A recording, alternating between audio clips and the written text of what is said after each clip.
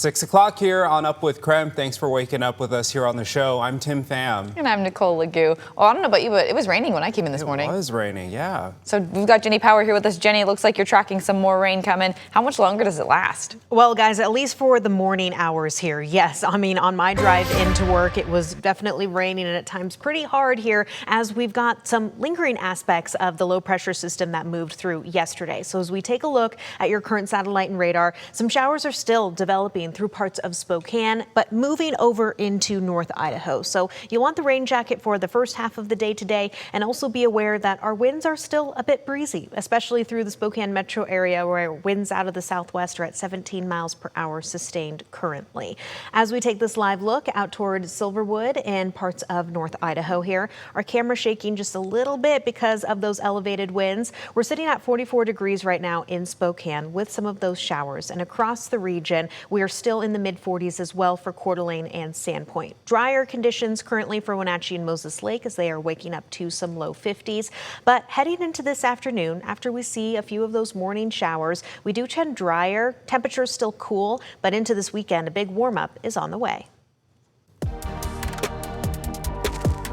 This morning, we are bringing you more to the story about a proposed data center. Avista confirms they are in talks to potentially provide power to a new data center in eastern Washington. And while there are a handful of data centers already in our area, they're much smaller than what's proposed here. KREM 2's Sydney Schofield takes a closer look at the potential impacts of the project. Pretty quickly after we broke this news, concerns started pouring into our newsroom about what that could mean for our area. A Gallup poll shows that about 7 in 10 Americans are opposed to data centers. And we even went downtown to ask people what they think about this news. Everyone we spoke with had a negative reaction. It's just almost like a wound on rural America. It's a wound. They're sucking up a lot of water and using a lot of power. We're already in a drought where you don't have enough water. I don't want something like that to ruin a great place like Spokane.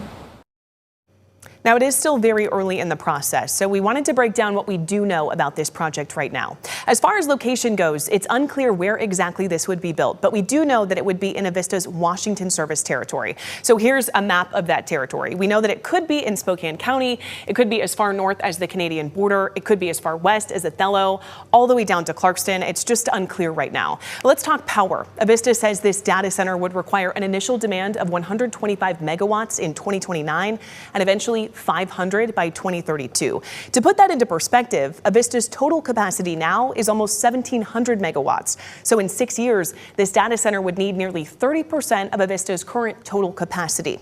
Avista says the data center would pay for the upgrades required to provide that much additional power. And as far as costs for customers go, Avista's president and CEO Heather Rosentrotter addressed that in a video before this news became public.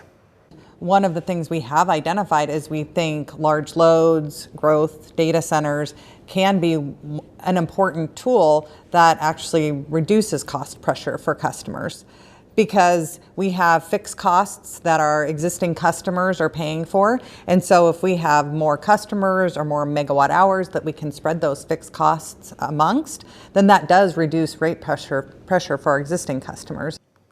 So essentially, Avista is saying your utility bill could actually go down if a data center is built because the company operating it could offset overall costs. It is also worth mentioning that a large-scale data center could mean positive news for job growth and economic development in the area as well. And coming up in our next half hour, we're taking a closer look at how a large data center could specifically affect the Spokane River. Well, today, former Spokane County Sheriff's Office Sergeant Clay Hilton will be in court. And this is the man facing federal criminal charges for allegedly beating up another man back in 2023. Now, he was originally supposed to be in court on Monday, but that got pushed back. While Hilton was arresting a man named Kevin Hinton, Hilton allegedly beat Hinton to the point of breaking ribs, puncturing his lung, and causing a concussion. The whole situation started because Hinton was in a park after hours and would not hand over his ID. In court today, they are getting ready for Hilton's trial. Jury selection will start either today or tomorrow. Right now, the Post Falls community is mourning the loss of sophomore Lexi Haynes, who died in a car crash over the weekend in Rathdrum. The 16-year-old died after she lost control and crashed along Highway 41. The Haynes family tells us she pursued life with a passion from Her love of basketball, showing livestock, and raising puppies. She was a member of the Post Falls varsity basketball team and dreamed of playing college basketball. They tell us her goal was to one day attend nursing or veterinarian school. She had priorities straight. She literally did not party. She didn't drink. She would say, I got my whole life for that. The Post Falls School District says students are planning a balloon release in her honor tomorrow at 12:30 at the Post Falls Real Life Field. A federal judge is going to decide whether or not two of Idaho's abortion bans are constitutional. Dr. Stacy Seib sued the state over the laws, and now the trial is happening. Seib is a maternal fetal medicine specialist in Idaho who treats high-risk pregnancies. One of the laws she's suing over makes it a crime for anybody to perform or assist in an abortion. The other makes it illegal for women to get an abortion after 6 weeks of pregnancy. We're expecting this trial to last all week.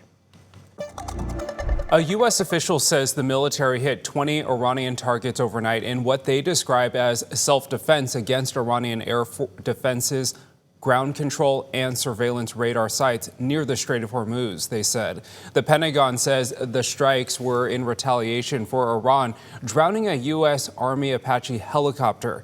The two pilots survived. Despite the latest attacks, Vice President J.D. Vance sharing the two countries are close to a peace agreement. We are in a position to get a deal that is good for the United States economically and that really does deal with the Iranian nuclear program. Amid the optimism, the vice president says that deal could still be weeks or even months away. Well, there was a hiring fair at the Coeur d'Alene Public Library today. It is from noon to 3 p.m. The Idaho Department of Labor is running the event, so they have a full list of the employers that will be there on their website. It is a big day for soccer in Spokane. The World Cup is just days away, and today, Team Egypt will be practicing here in front of fans. Very exciting. KREM 2's Brandon T. Jones live for us at Gonzaga this morning. Brandon, a lot of fans are excited about this opportunity today. Not everyone got tickets, though, unfortunately. No, that's exactly right. Good morning, Tim, Nicole. This is a pretty big deal to be able to have a national team practicing right here in the city of Spokane. We're talking about the Pharaohs of Team Egypt. They've made their way all the way over here to Spokane, Washington. The World Cup is just a few days away from those opening game kickoffs. So before that, though, some selected group of fans, they'll get a chance to watch Team Egypt practice right here on the campus of Gonzaga University. So again, this is an extremely big deal. Today's practice in front of a select group of fans, and those who've signed up for the opportunity, they've already been notified if they've received tickets to the practice. That'll be taking place at noon today. So Team Egypt will practice here at Gonzaga's Luger Field for a few days before they kick off in Seattle on June 15th. They'll have a game in Vancouver, BC on June 21st against New Zealand, and then they'll return to Seattle for a match against Iran on June 26th. We'll have a crew here covering practice as that kicks off just a little bit later in this day. You want to make sure you follow along with all of the latest pictures, all the latest updates. We'll got you covered across all KREM 2 platforms. And then also, one of the world's best players is actually on Team Egypt, Mo Salah. So do a quick Google search, and in just a half hour, we'll talk about how much of a big deal that is, and also talk about the security details here on campus as Egypt will officially practice later this afternoon. But for now, reporting live here on the campus of Gonzaga, Brandon T. Jones, KREM 2 News. And in your forecast today, we're kind of on a transitional day here in between systems. So as we're waking up, we're seeing the remnants of that storm system that moved through yesterday with some scattered showers right now for parts of eastern Washington and North Idaho as we're waking up. So we've got a few showers through this morning. By this afternoon, we start to see some drier conditions, partly to mostly cloudy skies. Temperatures today, though, still on the cooler end. We're only reaching the mid-60s for Spokane and Coeur d'Alene. These temperatures are below average. 61 is the high for St. Mary's, Pullman, and Moscow, 62 for Bonners Ferry and Sandpoint, but we're warmer towards central Washington in the low to mid 70s. Now, speaking of warmer, we do have a big warm up for this upcoming weekend and into early next week, where it's going to feel a bit more like June in the inland Northwest. Mostly sunny skies on the way with temperatures even looking at mid to upper 80s.